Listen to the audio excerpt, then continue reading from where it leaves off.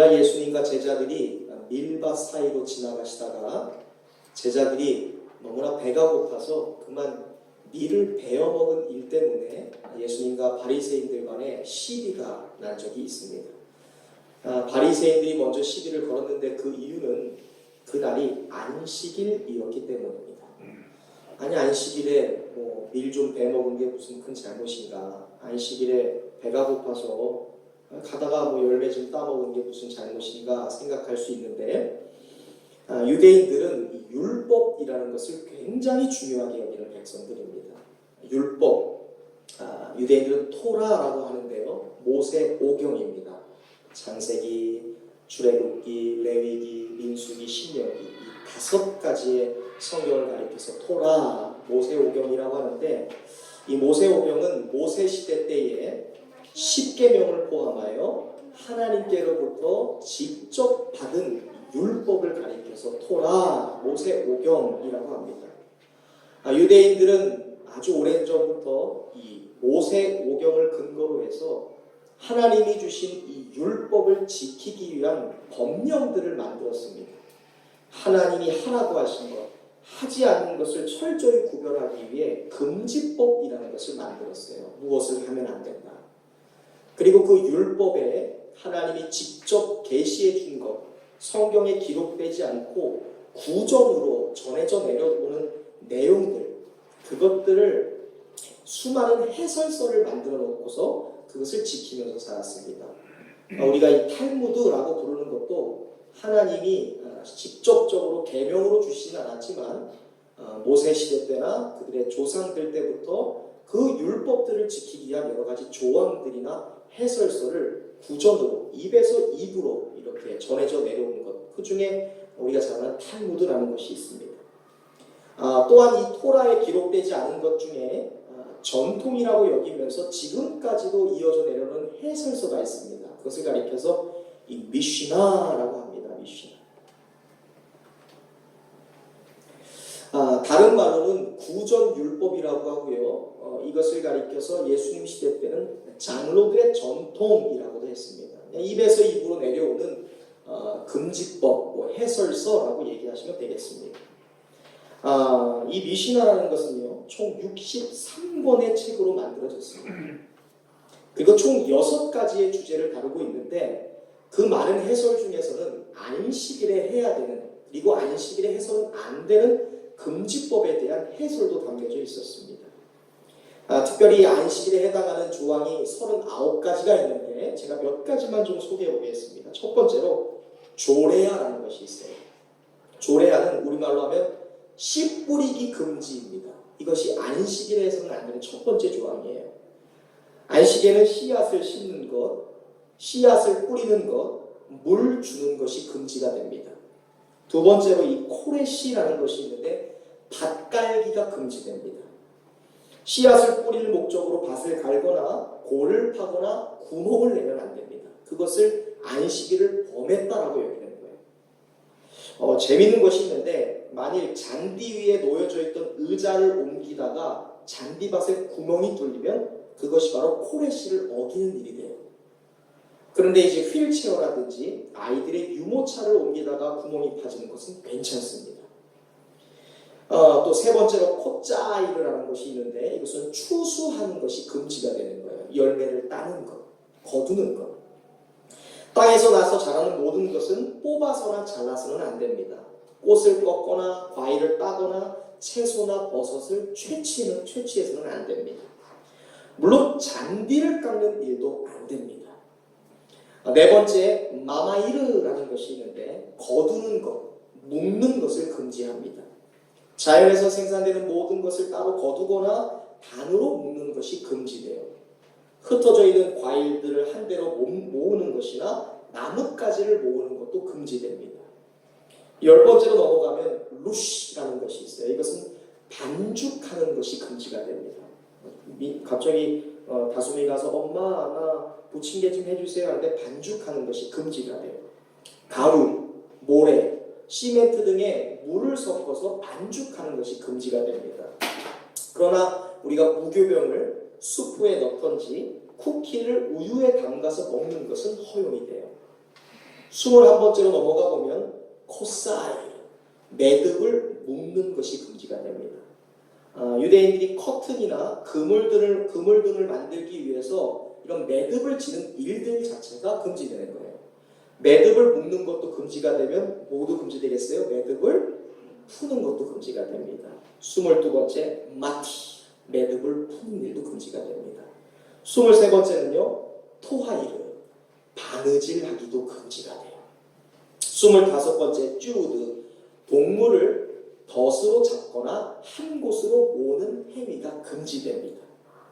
그러나 애완동물의 경우는 이미 덫에 갇혔다고 여겨졌기 때문에 애완동물을 이곳저곳으로 옮기거나 한쪽으로 모으는 일들은 허용되었어요. 38번째 마케이라는 단어가 있는데 마케이 부타티시, 망치질하는 것이 금지가 됩니다. 마지막으로 39번째가 호짜, 무엇을 운반하는 것이 금지가 돼요. 그러니까 개인적인 공간에서 공적 공간으로 무엇을 움직이거나 공적 공간에서 개인적인 공간으로 무엇을 움직이는 것이 금지가 됩니다. 또한 공공 영역에 있는 한 물건을 2m 이상 옮기는 것은 이 호짜하를 허용하지 않는 죄가 된다고 얘기하는 거예요. 이 안식일과 관련된 이 39가지의 조항은요, 쉽게 말해서 경제활동과 관련된 일을 멈추는 것입니다. 바리새인들은 예수님께 이 미시나라는 조항을 근거로 해서 예수님 당신의 제자들이 안식일에 추수하는 일을 해서는 안 되는데 열매를 먹기 위해서 배고프다고 그 열매를 따먹은 것은 조항에 위반한 행위입니다. 안식일을 범했습니다라는 것을 시비로 잡아서 예수님께 시비를 걸었습니다. 그때 예수님은 율법을 근거로 해서 3절에서 8절에 나온 말씀대로 아주 명쾌한 답변을 하셨어요. 제가 3절에서 8절 말씀을 쉽게 설명하자면 이겁니다. 너희가 율법을 오해하고 있구나라는 말씀이에요. 3절과 4절에서 이런 말씀이 있습니다. 유대인들 너희가 그렇게 존경하는 다윗이 있지 않느냐? 너희의 근거대로라면 그 다윗도 안식일을 어겼느니라. 왜? 다윗과 그의 신하들도 제사장들만이 먹어야 되는 진설병을 먹지 않았느냐. 5절에 또한 안식일에 제사장들이 이 성소에서 제사를 집례했어도 그것을 가리켜서 누가 안식일을 범했다라고 이야기하느냐. 예배드린 걸로 안식일을 범했다고 얘기하니 아니라는 것이죠. 그리고 6절에 이런 말씀입니다. 너희가 그렇게 거룩하게 여기는 성전보다 더 큰 이가 바로 너희 앞에 있느니라. 누구를 말씀하는 거예요?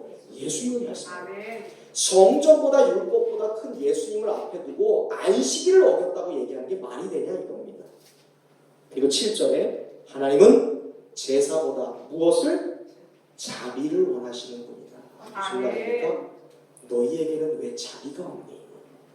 왜 인애가 없고 사랑이 없니? 왜 조항만 따지려고 들어? 무죄한 자를 함부로 정죄하지 말라. 그리고 8절에 아주 유명한 말씀을 합니다. 인자가 안식일의 주인이다. 아멘. 내가 이 안식일의 주인이야. 아멘. 명쾌한 답변을 하세요. 사실 이 안식일법이라는 것은요, 여러분 육체적 노동과 관련된 노동법입니다. 노동법. 안식일의 법이 어디서부터 시작되었을까요? 바로 사람을 소중히 여기시는 하나님께로부터 시작된 법이 바로 안식일법이었어요. 하나님께로부터 온 거예요. 어쩔 수 없는 경제적 활동을 위해서 일주일 동안 열심히 일하던 사람들이 있습니다. 그들 중에는 부자들도 있었겠지만 어쩔 수 없이 노예로 일해야 됐던 가난한 사람들도 있을 수 있어요. 노예들이 있습니다. 그 모든 노예들이 일주일 동안 열심히 고생하던 일을 억지로라도 멈추고 안식일을 지킬 때에 너희가 내 안에서 참된 평안과 안식과 쉼을 얻게 될 것이다. 그리고 하나님의 약속의 은총을 경험하기 위해 하나님이 만드신 것이 바로 안식일이셨어요. 특별히 이 안식일은 당시 하위 계층에 있는 노동자들을 소중히 여기시고 심지어 종되어 살던 노예들의 영혼까지도 소중히 여기시는 하나님의 복지였어요. 복지. 그리고 하나님이 만드신 은혜의 법이었어요. 그들을 강권하여 쉴 수밖에 없게 만든 노예들이 무슨 권한이 있습니까? 이 주인이 하라고 하면 하는 거예요. 그러나 안식일법을 제정하심으로써 그 권한이 없는 노예들까지도, 약한 자들까지도 안식을 얻게 하시려는 하나님의 복지가 바로 안식일법이었습니다. 예수님이 이렇게까지 자세히 설명해 줬으면 안식일을 지킨다는 것이 어떠한 법령이나 규율을 지키는 것이 아니라 사람을 소중하게 여기시는 하나님의 마음을 알기 위해서 안식일을 만드셨구나. 그래서 우리가 이 위시나를 지키는 것이구나, 토라를 소중히 여기는 것이구나 라고 느껴야 되는데 깨닫지 못해요, 바리새인들이. 그리고 오늘 본문에서부터 한술 더 뜹니다. 그 예수님을 골탕 먹이려는 못된 생각을 하게 돼요. 바리새인들이 손 마른 환자, 병자를 이용해서 예수님을 함정에 빠뜨리려고 하고 있습니다. 그곳을 떠난 예수님께서 유대인들의 회당에 들어가셨어요. 그런데 그곳에 누가 있었습니까? 한쪽 손 마른 사람이 있었다라고 오늘 본문에 말씀하고 있어요. 오늘 본문에 이 손 마른 사람이라고 되어 있는데 이 손이 말랐다라는 것은요, 헬라어로 크세로스라는 말이에요. 크세로스. 이것은 마르다, 말라버림이라는 뜻이에요. 말라버림, 크세로스. 한쪽 손이 말라버린 병을 앓고 있는 사람이 있습니다. 혹자는 이것을 가리켜서 피의 순환이 되지 않은 병을 가진 사람, 손의 근육의 기능을 상실해버린 장애인, 혹은 어떤 형태의 마비 증상이 있어서 손의 역할을 감당하지 못하는 사람, 여러 가지 해석이 있어요. 그런데 뭐든 좋아요.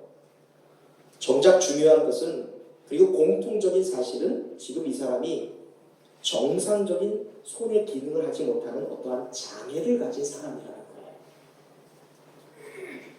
그러나 바리새인들은 이 긍휼히 여길 만한, 불쌍히 여기고 그들에게 분명한 그 사람에게 친절을 베푸고 도와야 될 그 사람을 가리켜서 예수님을 모함하기 위한 악의적인 도구로 이 사람을 예수님 앞에 내놓았어요. 도와주는 것이 아닙니다. 이 사람을 악의적인 도구로 사용하는 거예요. 예수님께서 이 환자를 주목하셨습니다. 그러자 바리새인들은 기다렸다는 듯이 예수님께 공격을 퍼부었어요. 10절 말씀을 보십시오. 10절 말씀은 함께 같이 읽어보겠습니다. 성경에 나와 있는데 한번 읽어볼까요? 시작. 한쪽 손 마른 사람이 있는 자, 사람들이 예수를 고발하려 하여 그로 이르되 안식일에 병 고치는 것이 옳으니까. 누가의 복음서에 보면 동일한 본문이 기록되어 있는데 누가는 이렇게 표현했습니다. 서기관과 바리새인들이 예수를 고발할 증거를 찾으려 하매 안식일에 병을 고치시는가 엿보니. 안식일에 일하시는지 보는 거예요. 지금 안식일법을 어기는지, 그 안타까운 사람을 놓고서 그를 고치는지 예수님을 어떻게 해요? 함정수사하는 거예요. 예수님 당시의 회당은요, 율법을 가르치는 학교의 역할도 했습니다. 그리고 유대인들의 법정 역할도 했어요. 지금 유대법을 가지고, 안식일법을 가지고 예수님을 유대의 법을 어긴 사람으로서 법정 고발하려고 예수님을 어떻게 골탕 먹이려 해요. 근데 중요한 것은 이 회당이 갖고 있는 의미가 학교의 역할과 법정의 역할보다 더 큰 것이 바로 교회의 역할이에요. 예배 처소의 역할이었습니다. 이 회당에서는요, 하나님의 은혜로 치료받는 역사가 일어나야 되고요, 긍휼이 여기는 역사가 일어나야 되고, 회복의 역사가 일어나야 되고요, 돕는 역사가 일어나야 되고요, 사랑의 역사가 일어나야 됩니다. 하나님의 은혜와 사랑이 선포되어야 되는 것이 회당이었어요. 그런데 그들의 회당에서는 예수님을 고발할 증거를 찾고자 혈안이 되어 있는 바리새인들은 사랑이 아니라, 배려가 아니라, 도움이 아니라 예수님을 골탕 먹이기 위해서 연약하고 힘없는 이 손 마른 사람을 도와주기는커녕 자신들의 악한 도구를, 목적을 이루기 위한 악한 목적으로 이 사람을 사용하고자 했어요. 회당의 역할과는 전혀 상관없는 악한 역할이 이들을 통해서 지금 시작되고 있습니다. 그런 모습으로 제자들을 보니까 배가 고파서 밀 이삭을 잘라먹는 그들을 보고, 아유, 얼마나 배가 고팠으면 저 밀 이삭 익지도 않은 것을 따먹을까, 얼마나 배가 고프면 저 열매를 따먹을까 하면서 제자들을 안타깝게 여기는 것이 아니라 그들을 보고 어때요? 안식일 조항을 내세워서 정죄하는 거예요. 고대 문헌에 의하면 이 손 많은 사람은요 전직 석군이었대요. 그런데 생각해 보세요. 한쪽 손이 어떠한 이유로 인해서 제 기능을 못하게 됐습니다. 장애를 갖고 있어요. 여러분 상상해 보세요. 한 가족의 가장입니다. 장애를 갖게 되었어요. 가장의 역할을 하지 못하게 됐을 때 그가 불구가 된 순간을 떠올려 본다면 이 순간 온 가족이 주님 배를 움켜쥐게 될 것은 물론이고 온 가족이 희망을 얻고 눈물과 낙심의 나날을 보내게 될 것은 분명한 사실이에요. 그런데 이게 바리새인들 눈에는 보이지 않아요. 도와줄 생각이 없습니다. 회당에 앉아서 높은 자리에는 있는데 교만하게 그들을 바라보는데 그들을 안타깝게 여기는 마음이 없어요. 오히려 이용하려 듭니다. 그리고 그를 이용해 회당에 들어가신 예수님을 골탕 먹이려고 해요. 함정 수사를 하려고 합니다. 예수님을 시험에 들게 하려고 합니다. 안식일의 참된 정신을 잃어버렸습니다. 안식일의 목적은 이러한 사람을 불쌍히 여기고 위로해주고 격려해주고 안식하게 하는 날이 아닌가요? 안식일은 이런 사람을 함정에 빠뜨리는 날이 아니죠. 누군가를 이용하는 날이 아니에요. 안식일 내가 교회에 나왔으니까 이걸 가지고 누구를 협박하는 날이 아닙니다. 안식일 내가 하나님 앞에 나와서 예배 드렸으니까 하면서 하나님께 은근슬쩍 타협할 수 있는 날은 더더욱 아니죠. 제가 신학교 학부생 때 사회복지학과 전공 수업을 들었던 적이 있어요. 그때 한 교수님이 제게 너무나 충격적인 이야기를 하셨어요. 여러분 장애인에 대한 어떠한 편견을 갖지 마세요. 여러분이 정상인이라고 여러분 교만하거나 우월감을 갖지 마세요. 우리는 누구나 잠재적인 노인입니다. 다른 말로 말하면 우리는 누구나 잠재적인 장애인입니다. 언제든지 여러분도 장애인이 될 수 있습니다. 여러분은 예비 장애인이에요. 생각해보니까 묘목이 아니었던 거목은 없어요. 그 위대한 거목들도 다 어린 묘목일 때가 있었어요. 교만해서는 안 돼요. 누구든 당장 지금 장애를 가질 수 있거든요. 불편해질 수 있거든요. 우리는 비장애인이 아니라 예비 장애인이에요. 정말 그래요. 바리새인들은 이 당연한 진리를 몰랐어요. 영원히 좋을 줄 알았어요. 영원히 그 자리를 지킬 줄 알았습니다. 그리고 그 자리에서 도움이 필요한 사람들을 악의적으로 사용했어요. 그러나 예수님은 어떻게 대응하셨을까요? 예수님은 악의적으로 그 손마른 사람을 대응하고 있던 그 바리새인들과는 별개로 예수님은 이 사람을 어떻게 바라보셨을까요? 예수님은 손마른 사람을 긍휼히 여기셨고 즉시 그 사람을 고쳐주신 줄로 믿습니다. 아멘. 예수님은 바리새인들의 악의적인 질문을 선의적 질문으로서 대응하셨어요.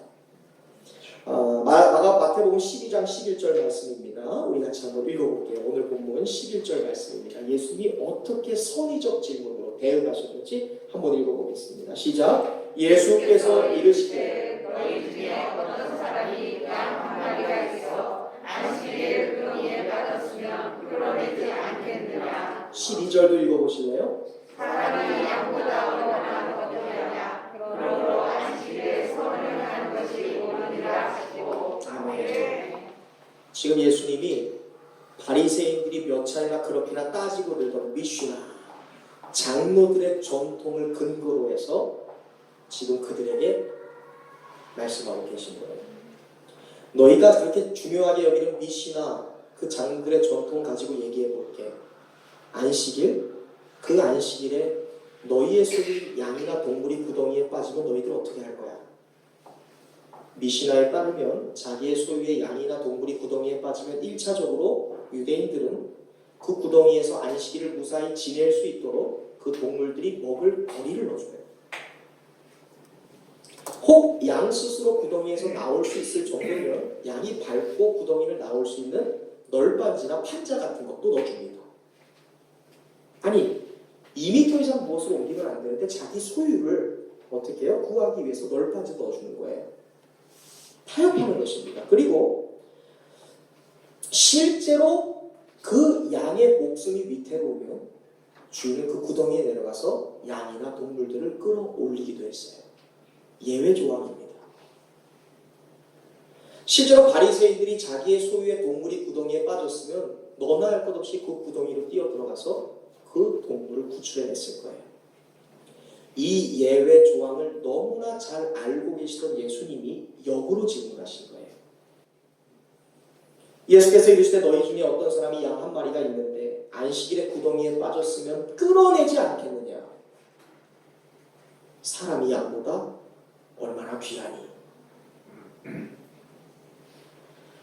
왜 양보다 더 귀한 사람이 지금 너희의 눈 앞에 있는데, 너희의 동물보다 더 귀한 인생이 지금 너희의 눈앞에 있는데 그에게 자비를 베푸고 그를 치료하는 것이 뭐가 문제가 되니? 왜 너희의 마음속에는 그들을 향한 자비를 베푸는 것이 마음에 없느냐?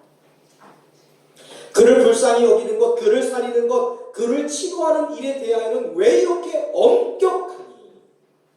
너희의 양은 100번이면 100번 구할 것이면서 만약 고통 중에 있는 너희의 소유의 양 한 마리를 건져내는 것이 그렇게 중요하여 예외 조항까지 만들고 미시나를 피해서 지켰는데 하물며 존귀한 하나님의 자녀의 생명을 구하는 것이 얼마나 더 중요하니? 여러분, 예수님의 말씀이 얼마나 지당한가요? 아멘. 그럼에도 바리새인들은 안식일에 구덩이에 빠진 자기의 양은 건져낼지언정 한쪽 손 많은 사람에게 자비를 베풀려는 마음은 전혀 없었어요. 오히려 그를 불러 세워놓고는 예수님을 송사하는 도구, 악의적 도구로 사용했습니다. 하나님을 믿는 사람은 절대 이래서는 안 돼요. 아멘. 예수님께서는 한 생명을 온 천하보다 온 우주보다 귀한 생명으로 여기셨습니다. 사람 안에 하나님의 형상이 있기 때문에 그래요. 사람 안에 하나님을 닮은 영혼이 있기 때문에 그렇습니다. 그래서 예수님은 사람 취급하지 못했던 사람, 그리하여 무덤가에 거하던 거라사의 군대 귀신 들렸던 그 사람 한 사람을 치료하고 구하시기 위해 돼지 2,000마리를 바다에 몰살시키는 희생도 하셨어요. 왜? 돼지 2,000마리는 돈보다 한 영혼이 중요하니까. 아멘. 우리도 예수님처럼 사랑해야 돼요. 아멘. 긍휼히 여겨야 돼요. 아멘. 불쌍히 여겨야 돼요. 아멘. 생명 존중 의식을 가져야 합니다. 아멘. 사람이라는 이유 하나만으로도 사랑받기에 중요한가요? 하나님은 나뿐만이 아니라 노예 한 사람까지도, 아프리카의 미 전도 종족 한 사람까지도, 그리고 살인자까지도 구원하시기 위해 자기 아들을 죽이신 사랑의 하나님이시기 때문에 그렇습니다. 아멘. 그럼에도 여러분, 그런 생각이 들어요. 그 어떤 바리새인 시대보다 더 바리새인 시대 같은 시대가 오늘날 시대라는 거예요. 여러분, 그런 생각 안 드세요? 성장을 위해서라면 인권이 유린되는 시대. 사람이요, 자동차 한 대 값도 못해요. 사람이 집 한 채 가치만도 못하는 세상이에요. 이념 때문에 형제를 죽여요. 사망보험금 때문에 남편과 아내를 살해합니다. 자신의 성욕을 해결하기 위해 돈 몇만 원 벌려고 금팔찌 금목걸이 하나 뺏으려고요, 지인을 살해해요. 오늘날은 바리새인들의 시대와 다를 것이 없는 시대 같아요. 이러한 시대 속에서 오늘 주님은 본문에서 우리에게 질문하는 것 같아요. 사람이 양보다 얼마나 더 귀하냐? 우리의 소유 양, 그것이 무엇입니까? 그것보다 사람을 소중히 여기고 있느냐? 사람은 양보다 얼마나 더 귀하냐? 안식일에 선을 행하는 것이 옳으니라. 마가는 당시 자기의 복음서에서 3장 4절에서 예수님이 이렇게 말씀했다고 되어 있어요. 그들에게 이르시되 안식일에 선을 행하는 것과 악을 행하는 것, 생명을 죽이는 것과 살리는 것 어느 것이 옳으냐? 안식일이 사람을 위하여 있다라고 말씀하는 거예요.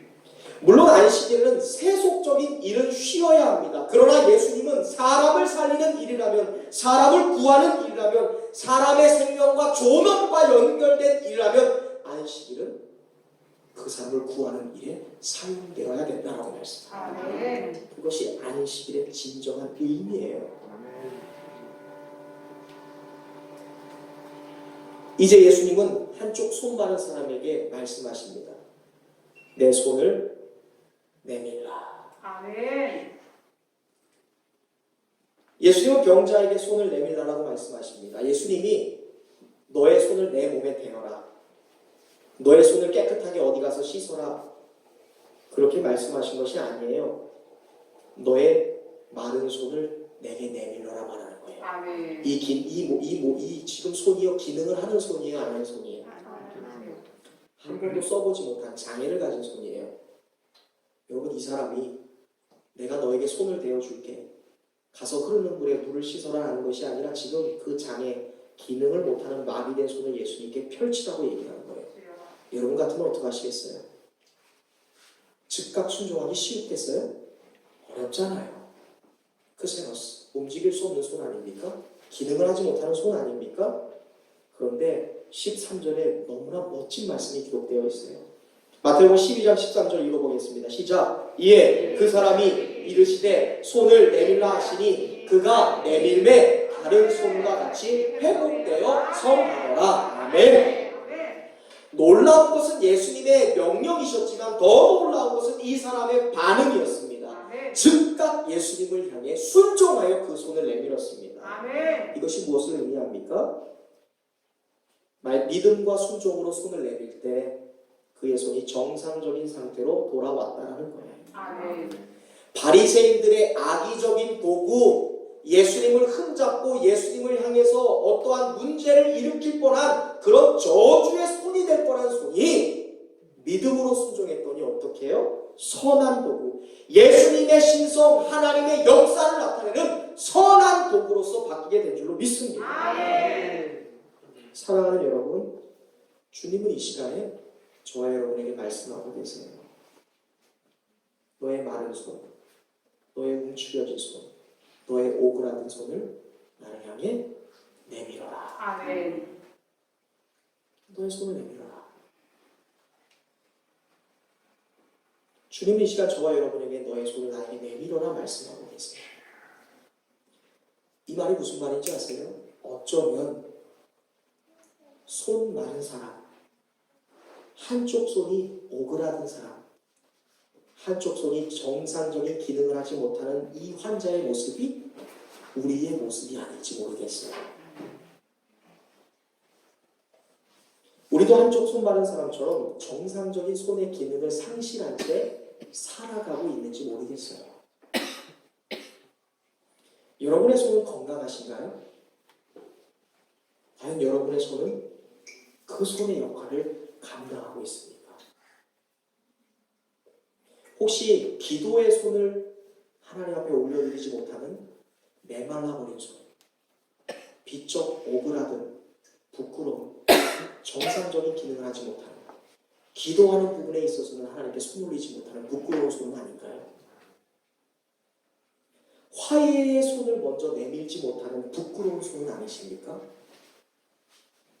한번 움켜쥐면 도저히 필 줄 모르는 인색한 손은 아닌가요?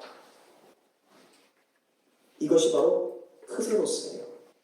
마땅히 해야 될 제 기능을 하지 못하는 오늘날 현대인들의 말라버린 손. 누가복음은 이 사람을 가리켜서 한쪽 손이 말라버린 사람이라고 되어 있어요. 한쪽 손, 오른손이라고 되어 있습니다. 무슨 말이에요? 왼손은 정상인데 오른손이 비정상이라는 거예요. 이것이 우리에게 어떤 의미가 있는 줄 아세요? 밸런스, 균형이 깨진 사람이라는 거예요. 하나는 있는데 다른 하나가 없어요. 하나는 하는데 다른 하나는 하지 못하는 거예요. 예컨대 안정된 직장 생활을 합니다. 그런데 기쁨이 없는 손 많은 사람이 있어요. 누가 봐도 안정된 직장 생활이에요. 그런데 기쁨이 없어요.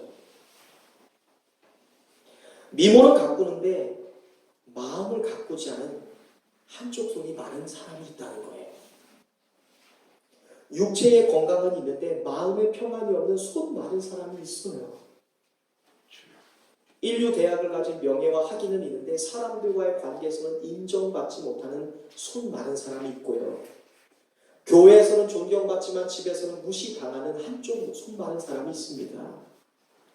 돈은 많은데 누군가를 돕는 일에는 굉장히 매정한 손 마른 사람이 있고요. 자신에게는 넉넉하지만 하나님께는 인색한 손 마른 사람이 있고, 예배는 드리지만 하나님과는 친밀하지 않은 손 마른 사람이 있다는 거예요. 이들이 바로 넓은 의미 안에서 손 마른 사람이에요. 주님은 이러한 사람들에게 말씀하세요. 내 손을 펴라. 너의 오그라든 한쪽 손 좀 필래? 너의 일에 열심히 하는 것처럼 나의 일을 열심히 하면 안 되겠니? 너의 일에 열정을 다하는 것처럼 나와의 관계에 좀 열정내면 안 되겠니? 내 손을 보여. 너의 삶의 밸런스가 깨져 있구나. 주님은 오늘 이러한 손들을 고치시기를 원하시는 주님이신 줄로 믿습니다. 아멘. 이런 우리의 말라버린 영역들마다 오늘 고쳐지고 풀려지고 회복되는 은혜가 있기를 소망합니다. 아멘. 어떻게 고침받을 수 있을까요? 하나밖에 없어요. 주님이 내밀라고 하신 그 손 내밀면 되는 거예요. 아멘. 우리는 둘 중에 하나를 선택할 수 있습니다. 내 손을 내밀라. 이 성전에서 여러분의 뒷전에 이 강단에서 여러분에게 말씀이 들릴 때에 두 가지를 선택할 수 있어요. 믿음으로 네 하고 나의 마음에 문을 열고 순종하든지 거절하든지. 순종하면 회복돼요. 그런데 거절하면 한쪽 손 마른 모습으로 평생 불구로 살아갈 수밖에 없습니다.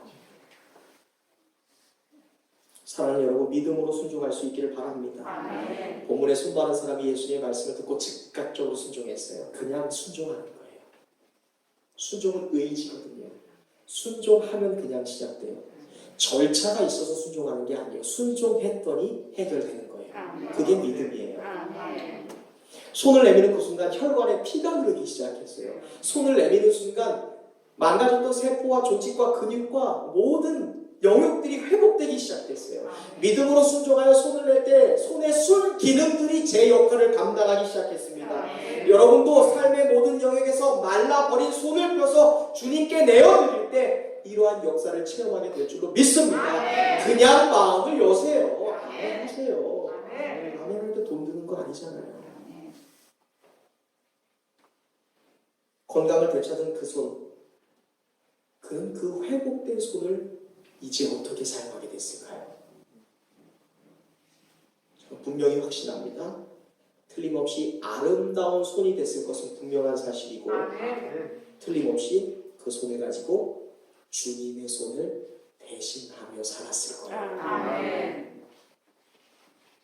한편 너무나 소름 끼치는 것은 내 손을 내밀라 말씀하셨을 때 그 자리에 누가 있었다는 거예요? 바리새인들도 있었다는 거예요. 이것은 지금 한쪽 손 말랐던 겉으로 보기에 육신의 장애를 가지고 있었던 사람들을 향한 메시지가 아니라 그 자리에 함께 있었던 바리새인들, 도저히 손을 피지 못했던 사람들을 향해서도 외쳐진 말씀이라는 것이죠. 과연 여러분, 주님 앞에서 누가 손 마른 사람이었습니까? 결론적으로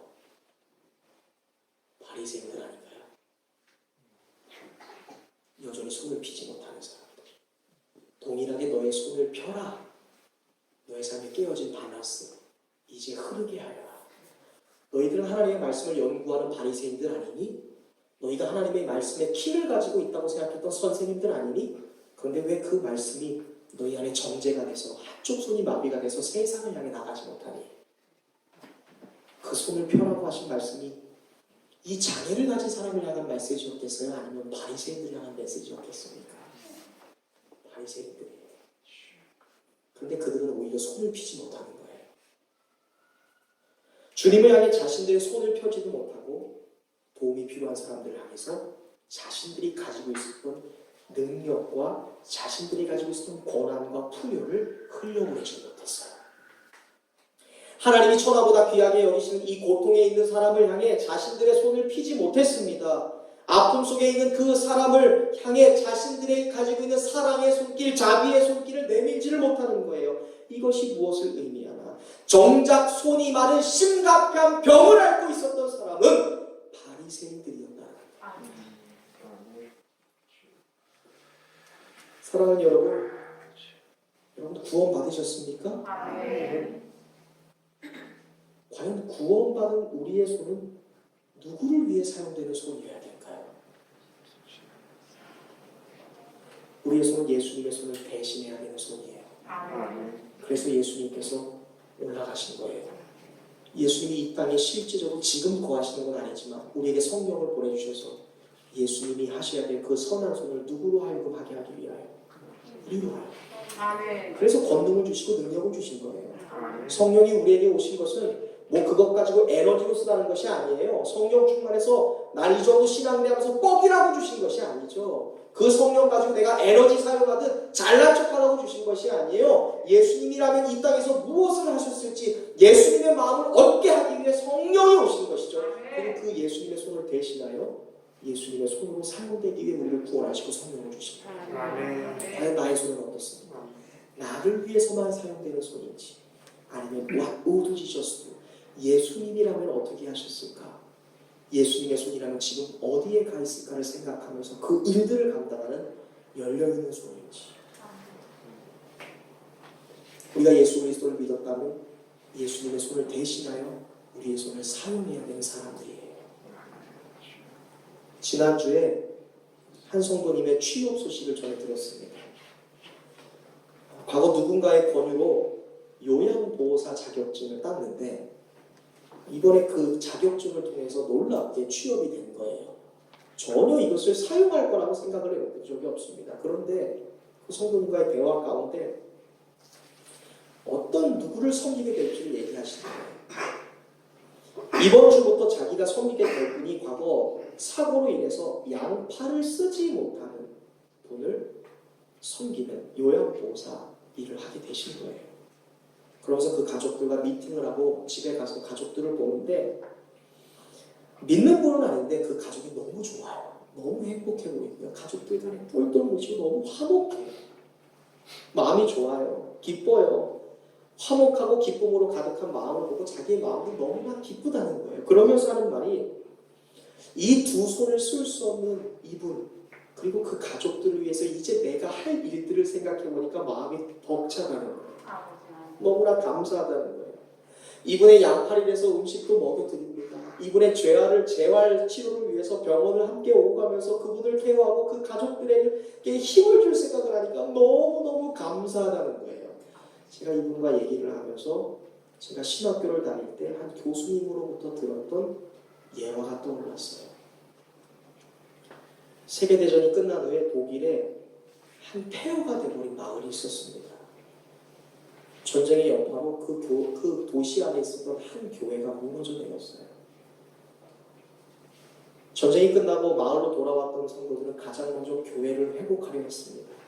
그래서 벽돌을 가지고 진흙을 발라서 교회를 재건하기 시작해요. 그런데 그 교회의 가장 문 앞에 있던 교회 앞에 있던 예수님의 동상이 너무 심각하게 파괴가 되어서 고민이었어요. 전쟁의 여파로 총탄의 여파로 예수님의 동상의 양팔이 떨어져 나간 거예요. 고민입니다. 이 동상을 어떻게 고칠 수 있을까? 성도들이 고민하는데 담임 목사님이 그런 얘기를 했어요. 여러분 그냥 놔둡시다.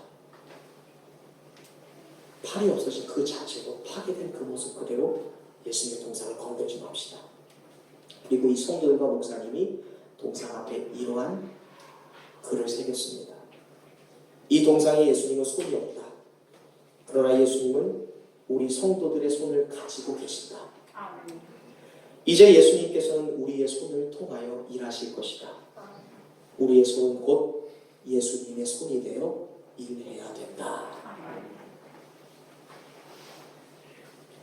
여러분도 그리고 그리고 여러분의 손도 예수님의 손을 대신하는 손이 될 수 있기를 바랍니다.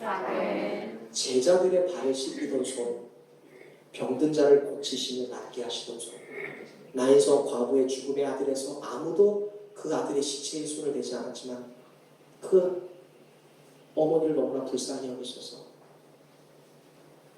유대인의 정결 예식의 법을 뒤로 하시고 죽은 자의 시체에 손을 대어주심으로 그 과부의 아들을 살리셨던 인자한 손, 불쌍한 자를 위로하시던 주님의 손, 아이들을 어루만지시던 예수님의 손, 거친 바위를 끌어안고 여러분을 위한 십자가를 지시기 위해 땀방울이 핏방울이 될 때까지 기도하셨던 주님의 손, 우리 죄를 대신하여 십자가에 못 박히신 예수님의 손, 우리의 손도 이러한 예수님의 손을 본받을 수 있기를 주님의 이름으로 축원드립니다. 다시 한번 말씀드릴까요? 내 손을 내밀라 말씀하신 예수님의 말씀에 순종하는 여러분 되시길 바랍니다. 움켜쥐기로만 하는 것이 아니라 은혜로 움켜질 수 있었다면 이것을 펼 수 있는 성도, 사회적 거리를 두십시오, 멀리 하십시오라고 외치는 코로나의 외침 속에서도 사랑으로 섬기고 봉사하는 손이 될 수 있기를 바랍니다. 험악한 여리고 골짜기에 강도를 만나 신음하는 형제가 있었습니다. 제사장과 레위인은 이 고통당한 사람을 보고 그냥 모른 척 지나갔습니다. 그들은 자비를 요청하는 그 사람의 손을 뿌리치고 그냥 지나쳤습니다. 그때 사마리아인이 지나가다가 강도 만난 사람을 불쌍히 여기고 그에게 손을 폈습니다. 손으로 자신이 가져왔던 기름과 물을 부어주고 그의 상처를 싸매고 손수 치료해 줬습니다. 사마리아인의 손은 고통당한 이웃을 향해 열려있는 선한 손이었습니다. 여러분, 과연 이 선한 사마리아인이 누구셨을까요? 저는 예수님인 거라고 확신해요. 과연 이 강도 만난 이웃을 치료했던 그 손은 누구의 손이었을까요? 저와 여러분을 구원하신 예수님의 손이셨음을 저는 확신합니다. 오늘 여러분의 손도 이러한 손이 될 수 있기를 바랍니다.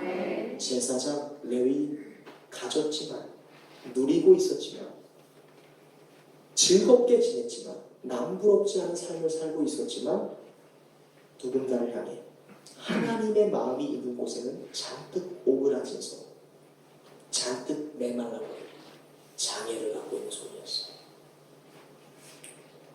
내 마른 손을 내밀라, 너의 오그라든 손을 피라. 이 시간 우리가 여러분의 손, 저와 여러분의 손을 과감히 예수님께 열 수 있기를 바랍니다. 살아계신 주님은 오늘도 내 손을 내밀라 말씀하고 계십니다. 구원받았다면 적어도 우리의 손이 예수님의 손이 가 있을 곳에 가야 되지 않을까요? 나의 일을 열심히 한다면 이제 주님을 향한 나의 손을 펴서 주님을 위한 일도 열심히 할 수 있기를 바랍니다. 나의 일에 열정을 다하고 밤을 새웠다면 하나님을 만나는 일에도 나의 손을 펴서 열심을 다할 수 있기를 바랍니다. 우리가 절대로 바리새인들과 서기관들의 자리에 있어서는 안 돼요. 우리의 일도 중요하지만 그 이상으로 우리의 손이 나를 향한 하나님의 뜻, 나의 손을 향해서 어떠한 일을 하고자 하시는지 그 하나님을 향해 열린 손이 되어야 될 줄 믿습니다. 내 마른 손을 펴라. 과감하게 우리의 손을 펼 수 있는 인생 될 수 있기를 바랍니다. 받기만 하던 은혜의 손이 이제 누군가를 향해 하나님의 선한 일들을 위해 열려있고 흘러갈 수 있는 그 은혜, 마른 손이 얹혀지는 손, 오그라든 손이 펴지는 손, 최고의 은혜와 영광을 경험하는 성도들 되시길 주님의 이름으로 축원드립니다. 기도하겠습니다.